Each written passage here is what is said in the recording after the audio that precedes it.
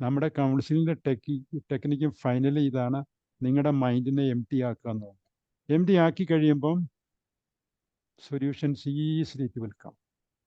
U don't have to go after the solution.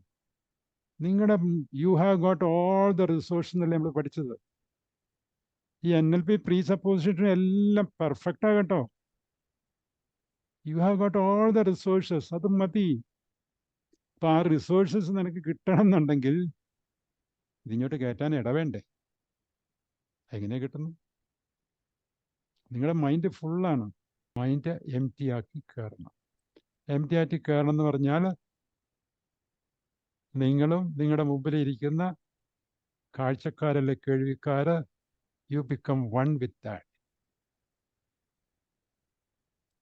അപ്പോൾ ആ തലത്തിലേക്ക് നമ്മൾ ഉയരണം എന്നുണ്ടെങ്കിൽ വെറുതെ വിചാരിച്ചാൽ മതി, ഈ ഇരിക്കുന്ന മനുഷ്യനും ഞാനും സെയിമാണ്.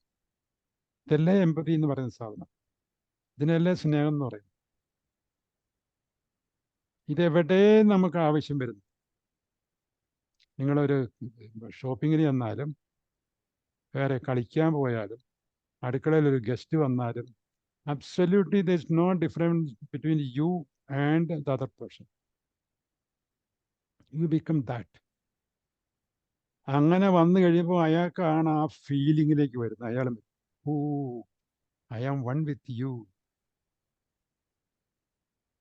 ആ ഫീലിംഗ് വന്നു കഴിയുമ്പോൾ അതാണ് proper communication. Become one with the audience. ഒരു ക്ലയൻറ്റ് വന്നിരുന്നു കഴിഞ്ഞാൽ ആ ക്ലയൻറ്റിനെ നിങ്ങൾ, ഞാൻ മുമ്പേ പറഞ്ഞ പോലത്തെ 3 സ്റ്റെപ്സ് ഉണ്ടല്ലോ, ജെന്യുവിനായി കഴിഞ്ഞാൽ അവരങ്ങ് ഓപ്പണായി.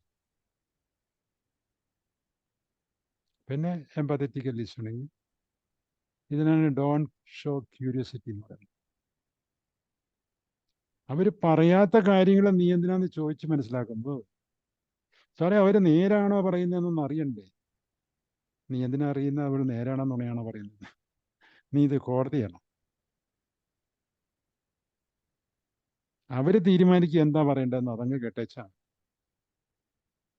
അപ്പോൾ ഒരു ക്ലയൻറ്റിനെ ഫ്രഷ് ആയിട്ട് കാണുന്നുണ്ടോ? നിങ്ങളുടെ വീട്ടിൽ ആരെങ്കിലും ഒരു ആവശ്യത്തിന് വരികയാണെങ്കിൽ, അവൻ ഇന്നലെയും കണ ചോദിക്കാൻ വന്നതാണ് എന്ന് വിചാരിച്ച പോയി. അപ്പം ഇതിനാണ് പറയുന്നത് ഇമേജ് എന്ന് പറയുന്നത്.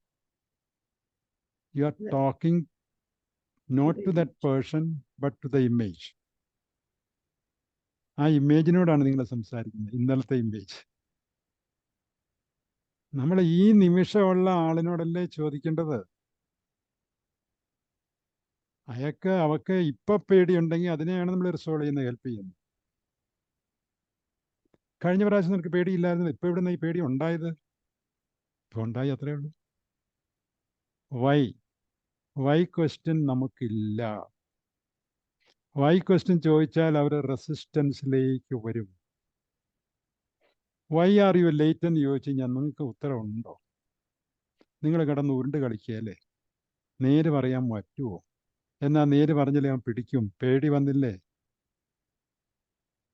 നിങ്ങളുള്ള റിലേഷൻഷിപ്പ് സ്പോയിൽഡ് ആയില്ലേ? പറയുന്നത് മാത്രം കേട്ടച്ചാൽ മതി. നമ്മൾ പറയല്ലേ, എഴുതാത്തത് വായിക്കരുതെന്ന് പറയാറ്. നമ്മൾ പലപ്പോഴും റീഡിങ് ബിറ്റ്വീൻ ദ ലൈൻസ്. അല്ല, നീ ആ പറഞ്ഞതിൻ്റെ അതിൻ്റെ അർത്ഥം ഇങ്ങനെയല്ലേ? എന്തിനാ അതൊക്കെ ചോദിക്കുന്നു? പ്ലെയിൻ ആയിട്ട് അയാൾ പറഞ്ഞതിൻ്റെ അർത്ഥം നീ മനസ്സിലാക്കിയാൽ മതി. വേണമെങ്കിൽ നിങ്ങൾക്ക് പറയാം, എനിക്ക് ഇച്ചിരി ക്ലാരിറ്റി തരാമോ എന്ന് ചോദിക്കാം. അത്രേ ഉള്ളൂ. അല്ലേ പറയാം, അതൊരു എക്സാമ്പിളായിട്ട് പറയുകയാണ്, എനിക്ക് മനസ്സിലായി, ഇപ്പം എനിക്ക് മനസ്സിലാകുന്നില്ല. അപ്പോൾ അവരെ എക്സാമ്പിളായിട്ട് പറയും. അപ്പം നമുക്ക് ക്ലിയർ ആക്കാം. അവരാ എന്ത് പറയണം എന്നുള്ളത് തീരുമാനിക്കുന്നത്, നമ്മളല്ല.